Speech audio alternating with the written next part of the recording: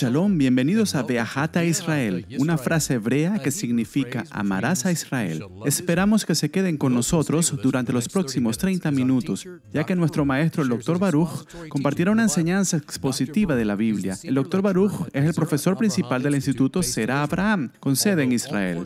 Aunque todos los cursos en el instituto se imparten en hebreo, el Dr. Baruch se complace en compartir este video semanal en español. Para obtener más información, por favor, visite la página loveisrael.org. Una sola palabra, loveisrael.org. Aquí les dejo con el maestro Baruch y la lección de hoy. Si Dios te mirara y hubiera una batalla, diría, ¿quiero enviarlo a la batalla? ¿O te miraría y vería que no estás preparado para el conflicto?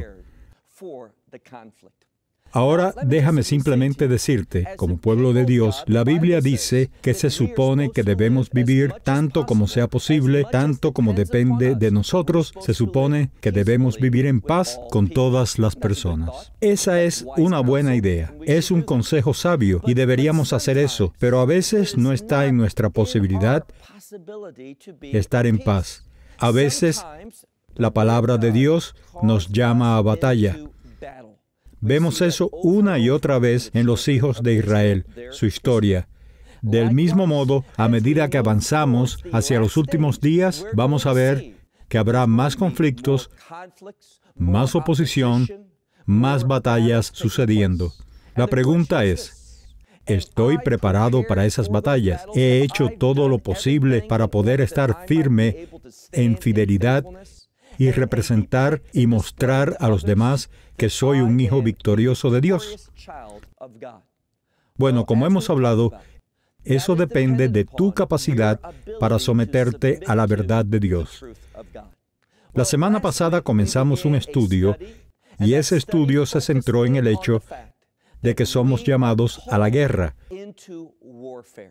Es decir, estamos en una batalla espiritual. Hay principados, hay autoridades, hay maldad espiritual en los lugares celestiales. Eso significa fuera de este dominio. Estamos llamados a enfrentarnos a eso y hacerlo victoriosamente. Y vimos la semana pasada que había un grupo de instrumentos y equipo que se supone que apliquemos a nuestra vida. Refiriéndose a toda esa armadura de Dios, déjame hacerte una pregunta. ¿Estás completamente equipado para la batalla que quizá esté en el horizonte? Quizá uno en el que estás en medio ahora mismo. Bueno, hemos hablado sobre parte de la armadura.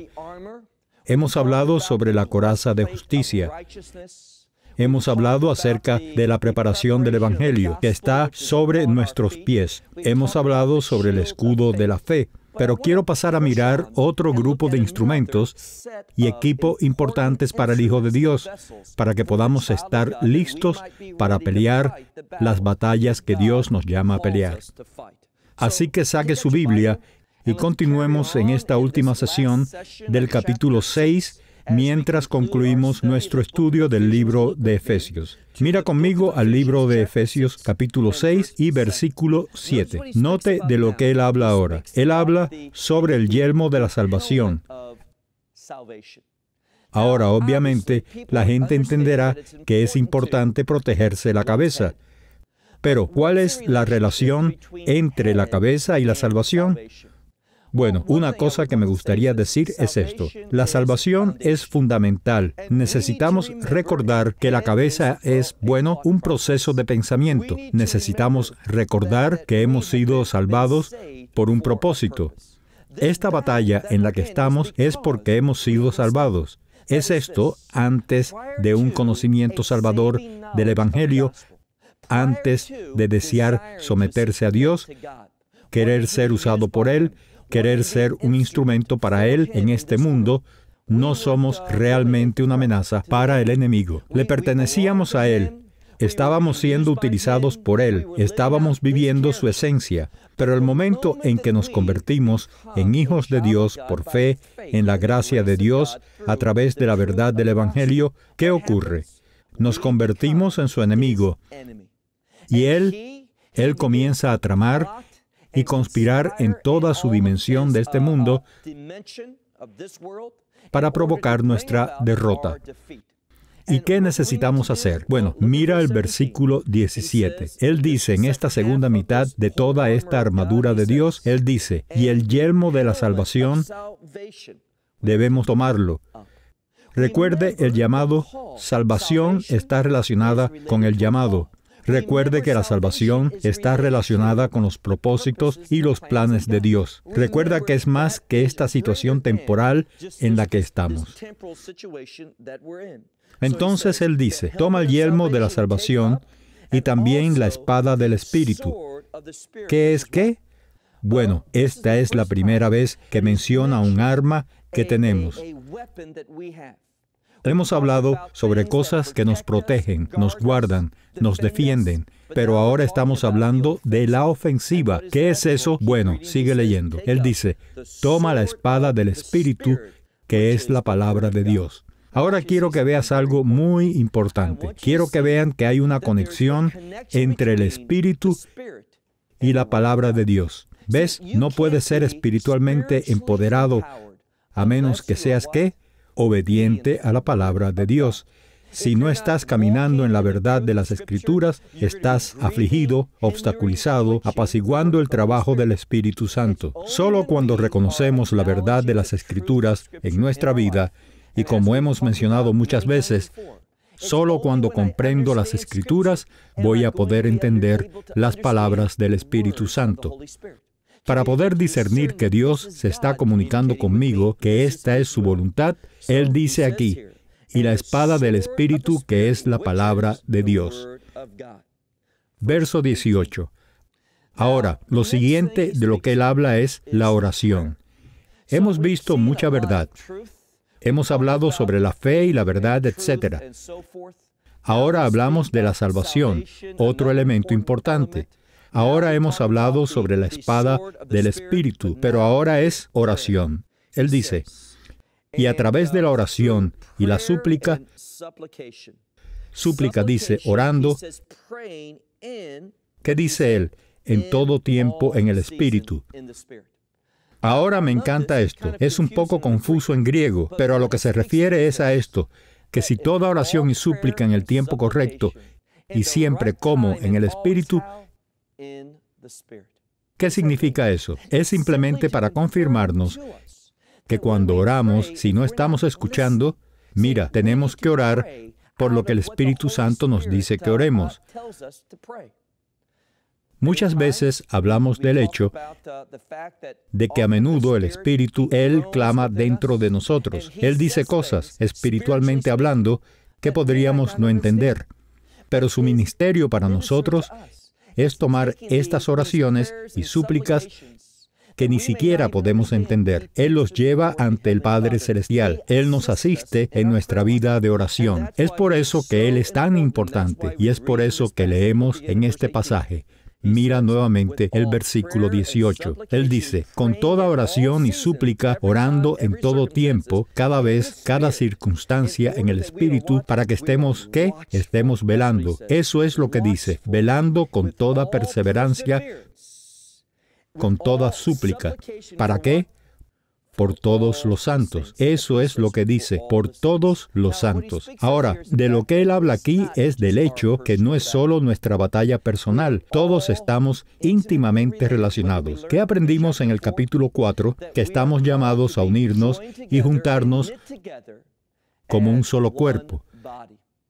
Así que al hacerlo, debemos darnos cuenta de que no solo oramos por los problemas que estamos teniendo, sino que también oramos por las batallas espirituales que enfrentan otras personas. Es por eso que dice aquí, con toda súplica, velando y perseverando. ¿Por qué? Por las súplicas por todos los santos. Verso 19. Pablo está hablando, y por mi nombre, para que me sea dada palabra, una palabra que salga de mi boca, con el fin de dar a conocer el misterio. ¿De qué? Del Evangelio. Ahora, ¿de qué está hablando? Este misterio del Evangelio. Bueno, recuerda con quién está hablando. Pablo viene de una perspectiva en la que él tiene sobre todas las cosas. ¿Recuerdas lo que dice en el libro de Romanos? Él dice, me haría una maldición aislado de todo por el bien de mis compatriotas. Pablo tiene una gran preocupación y amor por su conciudadano judío, familia, vecinos, pueblo. Lo que quiero que veas es que, mientras ora, dice, quiero que me des. ¿Qué? Quiero que ores para que tenga una puerta abierta, para que mi boca se abra con valentía, para que pueda compartir el misterio del Evangelio. Esto es porque el mensaje de un Mesías sufrido, ese es el misterio del Evangelio. Que el Mesías, que tuvo que sufrir, tuvo que dar su vida para que pudiéramos tener vida. Él dice, quiero poder compartir esto con valentía. Quiero esa oportunidad abierta para hacer eso. Y Él está pidiendo oración con respecto a eso. Él dice en el versículo 20 que Él dice, ¿de quién soy? Y Él está hablando de sí mismo. Que muchas personas lo traducirán como apóstol, pero la palabra aquí es donde obtenemos la palabra en español presbiterio, que tiene raíz en el término de anciano. Entonces, Él está diciendo aquí, por el cual soy embajador en cadenas. Esa es una palabra de autoridad. Él dice, tengo esta autoridad, pero, sin embargo, estoy encadenado ahora mismo. No puedo ir y compartir de nada, y mucho menos con valentía desde donde estoy. Entonces Él dice, oro para que puedan abrir, a través de su vida de oración, una oportunidad para liberarme de estas cadenas, a fin de poder con valentía hablar lo que debo hablar. Que nadie pueda, ¿qué? Lo obstaculice. Él quiere esa libertad para servir a Dios, que solo se produce, ¿por qué? Por la intercesión de otras personas. Ahora, ¿qué está tratando de enseñarle a la gente? Él está tratando de enseñarles que dependemos mutuamente unos de otros. Déjame dar un ejemplo de eso. ¿Recuerdas cuando Israel fue a la batalla con Amalek y Amalek fue ese gran enemigo? ¿Qué pasa? Bueno, Moisés sube a orar, pero él no va allí solo.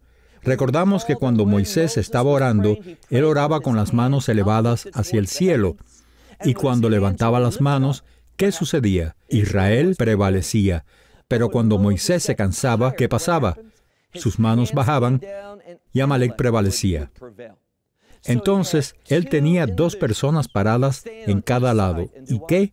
Lo levantaban mientras estaba orando, agarrando sus brazos. Esa es la imagen de a lo que Pablo, creo, alude, que necesitamos las oraciones de otras personas, hermanos creyentes, para ayudarnos a ser fieles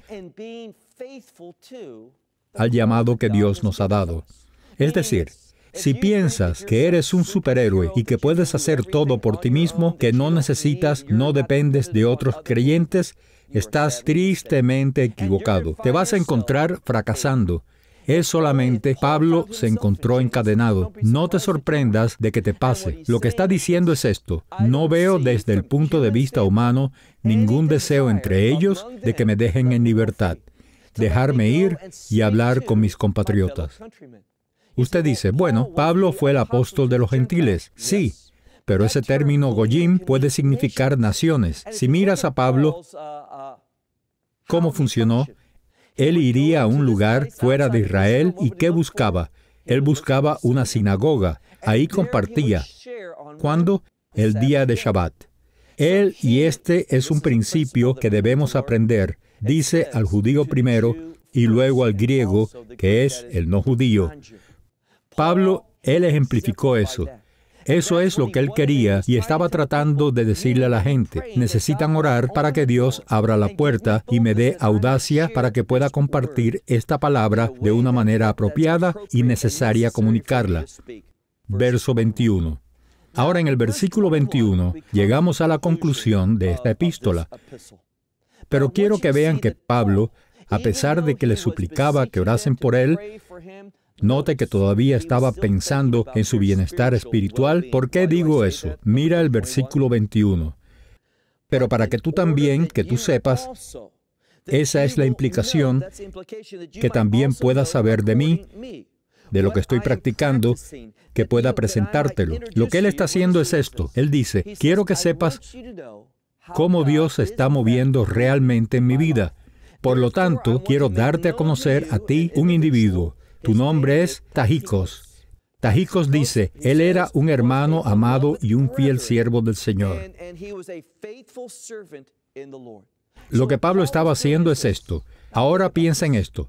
Pablo estaba en prisión, y si supieras algo sobre la prisión en esos días, simplemente te arrojaban en una celda. Y cuando llega el momento de comer, si alguien no te trae comida, si no trajeron comida a la prisión para darte, si algunos de tus amigos, familia o lo que sea, no comerías. La prisión no alimentaba a la gente en general, a los prisioneros. Así que Pablo, al enviar a alguien que le era leal, un hermano amado, cuando Pablo decía, ve a esta congregación, lo estaba enviando lejos de ministrarlo y de servirle en la cárcel. Se estaba arriesgando, pero es solo un ejemplo de amor y preocupación que tenía por esa congregación. Observe de nuevo el versículo 21, que él dice, para que usted también sepan sobre mí qué está pasando, qué me está sucediendo a mí en todas las cosas. Él dice, te hago conocer a este amado hermano con el nombre de Tajicos, que te hago conocer este amado hermano y fiel siervo en el Señor. Versículo 22, lo que le envío para este propósito,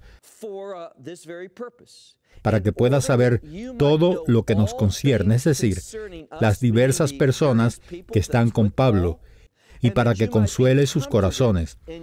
Ahora, ¿por qué diría para que seas consolado? Esta es la razón. A pesar de que Pablo está en prisión y obviamente él quiere salir, obviamente él quiere continuar abriendo su boca, hablando con quien quiera que el Señor ponga sobre su corazón para hacerlo, pero él quiere que sean consolados a pesar de la situación en la que se encuentra. ¿Y en qué se encuentra? No solo está en prisión, sino que dice antes que está encadenado. Él está encadenado a una pared. Y entienda esto. Por lo general, cuando alguien estaba encadenado, no es la palabra para grilletes aquí, es la palabra cadenas, y era un castigo. No encadenaron a Pablo porque estaban preocupados por su escape. A veces los ponían bajo arresto domiciliario. No les preocupaba que Pablo huyera de los cargos. No, cuando habla de estar encadenado, como lo hizo antes, era un castigo. Solían encadenar las manos por encima de la cabeza. Fue muy fatigante. Simplemente debilitaría a alguien. Aunque Pablo estaba en esta circunstancia, ¿qué dice él? Quiero que escuchen lo que está pasando con nosotros y a través de nosotros, que podrían ser ¿qué? Que puedan ser animados en sus corazones. Verso 23. Ahora él termina, como lo hace frecuentemente, y dice, paz a todos los hermanos. ¿Y qué? Amor. Ahora fíjate en esto. Paz. ¿Qué decimos acerca de esta palabra? La paz tiene que ver con el cumplimiento de la voluntad de Dios. Y cuando la voluntad de Dios se está cumpliendo, ¿cuál es el resultado de eso? Amor. Es decir, que hay una relación inherente entre la paz y el amor. Entonces leemos, paz a los hermanos y amor. ¿Con qué? Con fidelidad de Dios nuestro Padre. Note lo que habla, no solo a Dios, sino Dios nuestro Padre. ¿Por qué? Dios proveedor. Lo que intenta comunicar a la gente, incluso en esta solución o saludo, al final de este texto, él todavía está tratando de enseñar a la gente. Él todavía está revelando verdad teológica. Él dice, paz a los hermanos y amor con la fidelidad de Dios. Dios el Padre y nuestro Señor Mesías Yeshua. Finalmente, el versículo 14. Y la gracia con todos los que... ¿Quién tiene qué? ¿Quiénes son amados por nuestro Señor Mesías Yeshua? Ahora creo que es muy significativo que concluyendo esta epístola, él comienza de la misma manera. Comenzó gracia y paz. Y cuando termina, ¿todavía está hablando de qué? Él todavía está hablando de gracia. Porque la gracia es una especie de empanada que nos rodea para que podamos crecer y madurar. Es porque, y no te pierdas esto, es debido a que experimentamos gracia que vamos a crecer y madurar, y vamos a aprender ¿qué? A cómo someterse, a comprender la conexión entre recibir de la gracia y el llamado, la capacidad y deseo de someterse. Es muy poco probable que alguien reciba la gracia de Dios y no maduren, no perseveren en las cosas de Dios y que se desinteresen de eso. Alguien que realmente haya experimentado gracia, ¿qué van a hacer? Bueno, van a aprender cómo someterse a la verdad de Dios. Es por eso que Él dice, verso 24, la gracia con todos los que han experimentado el amor que hay en nuestro Señor Mesías, Yeshua. Y Él dice finalmente, con toda sinceridad. Lo que amo de esto es esta última palabra. Como Pablo habla de manera innegable, que todo lo que él dice lo dijo con toda sinceridad. Eso no significa que solo tiene la mejor intención, que él piensa que es lo correcto. Esta palabra, en el lenguaje bíblico, significa dos cosas, que él habla basado en lo que él sabe por experiencia. Dios le ha revelado a él estas cosas, ya sea por el conocimiento a través del Espíritu o lo ha revelado a través de la experiencia en la propia vida de Pablo. Lo que quiero que veas es esto, para que puedas ministrar a alguien, para que seas una bendición para alguien, debes haber experimentado a Dios en tu vida.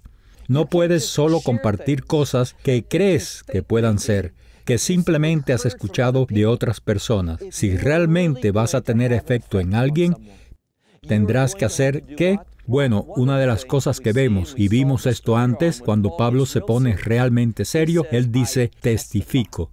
Ahora, él puede estar testificando lo que Dios le ha revelado sobrenaturalmente por medio del Espíritu Santo, o puede estar testificando lo que él mismo ha experimentado. Eso es lo que Dios quiere hacer. Él quiere moverse en tu vida de tal manera que tengas un testimonio. Estas cosas no son solo algo que aprendes de un libro, sino que las has experimentado y sabes que son ciertas. Y cuando hablas de ellas, cuando alguien te escucha, saben que estás hablando en base a una autoridad personal. Déjame concluir con solo este último pensamiento. Pablo está hablando a un grupo en Efeso. Y en Efeso, no hemos hablado de eso, pero Efeso era un lugar de grandes libros. Una de las bibliotecas más grandes del mundo estaba en Efeso. Fue un lugar de gran inteligencia y aprendizaje. A pesar de todos estos libros, a pesar de toda esta educación, a pesar de todo lo que tenían como recursos, esta ciudad de Efeso, hasta que Pablo tomó el mensaje del Evangelio allí, estaban desprovistos de verdad espiritual. Vas a Efeso, además de esta biblioteca, ¿qué ves allí? Ves santuarios paganos, ves templos e ídolos que no tienen nada que ver con la verdad de Dios. ¿Y qué me dice eso? Bueno, me dice esto, que puedes recorrer este mundo y puedes ver grandes edificios, puedes ver grandes instituciones de aprendizaje y educación, puedes ver un gran potencial en los recursos que las personas tienen, pero hasta que encuentren la verdad de las Escrituras, hasta que aprendan cuál es la revelación de Dios, y hasta que comiencen a someterse a ella, ¿qué van a hacer? Van a perderse en la imaginación de su propia mente o se dejarán llevar por la imaginación de otras personas que son más rápidas con la movida de la mano, pudiendo decir cosas de una manera que provoque su voluntad en vez de la voluntad de Dios. Y quiero concluir diciendo que es tan importante que tengamos el compromiso de estudiar la palabra de Dios. Sabes, la palabra de Dios no será entretenida, la palabra de Dios no será emocionante siempre, pero ¿sabes lo que va a hacer? La palabra de Dios va a penetrar tu mismo ser, y la palabra de Dios va a quitar todas esas cosas que son un obstáculo entre tú y Él, y el resultado será algo que verdaderamente satisfaga. Va a ser algo que realmente te haga convertirte en una nueva creación. No solo en el momento en que crees eres esa nueva creación, sino que será la experiencia, el resultado, la transición visible que las personas verán que te han cambiado. No una dieta, ni un régimen de ejercicio, pero que serás cambiado por la mano de Dios. Mira, la Escritura nos dice que nos convertimos en hechura suya. ¿Sabes lo que me gusta de eso? Que Él va a trabajar en nuestra vida. Déjame hacerte una pregunta. ¿Ves a Dios trabajando en tu vida? ¿Lo ves chiselando? ¿Lo ves equipándote a través del Espíritu Santo? ¿Tienes acceso ahora a toda la armadura de Dios? ¿Sientes las batallas espirituales que están teniendo lugar a tu alrededor? Y tal vez estás en medio de eso y ni siquiera lo sabes. Puedes estar caminando en la derrota y realmente nunca entendiste que estás siendo derrotado por el enemigo. Mira, solo a través de las Escrituras tendremos la perspectiva de Dios para poder ver las cosas desde su perspectiva y así poder responder de tal manera que cause un gran resultado. ¿Ves? Una de las cosas que Pablo enseña en otra parte es el fruto del Espíritu. Él nos advierte en el libro de Efesios. Él dice, no anden en la infructuosidad de la oscuridad. Pero en otro lugar, él habla sobre el fruto del Espíritu. Ese fruto del Espíritu lo que hace es esto, nos da la capacidad de derrotar al enemigo y ministrar y bendecir a los demás. Bien, comenzamos este mensaje hablando sobre el pacto que Dios hizo con Abraham. Comenzamos hablando sobre el hecho de que Dios es un Dios que quiere bendecir. Y la única forma en que experimentamos esa bendición es si entramos en una relación de pacto con Él. Ese pacto es promulgado por una verdad bíblica, la verdad más importante que podemos aprender, y ese es el Evangelio. ¿Qué es eso? Que Dios amó tanto al mundo que envió a su único Hijo a este mundo para vaciarse y morir en esa cruz. Que Él pudiera ser ese elemento redentor, su sangre, por los pecados de mi vida y tu vida. Que quien quiera invocarlo, poniendo su fe en Él, ¿qué encontramos? Perdón. ¿Qué encontramos? La gracia de Dios. Eso nos da ese gran potencial para nacer de nuevo en su pueblo, donde demostramos su carácter y nos convertimos en una bendición para los demás. La gente sabrá que hay un Dios en Israel y que su Hijo es el Rey de Reyes y el Señor de Señores. Bien, cerraremos nuestro estudio sobre el libro de Efesios con eso. Hasta la próxima semana, cuando comencemos de nuevo con un nuevo libro de las Escrituras. Esperamos que se haya beneficiado del mensaje del día de hoy y lo comparta con otras personas. Por favor, únase a nosotros cada semana a esta hora en este canal. Para mayor información, visítenos en la página web loveisrael.org. Allí encontrará artículos y numerosas conferencias realizadas por Baruch, enseñanzas en forma de video que pueden ser descargadas o vistas online. Hasta la próxima semana. Que el Señor les bendiga en el nombre del Mesías Yeshua, que es Jesús. Shalom desde Israel.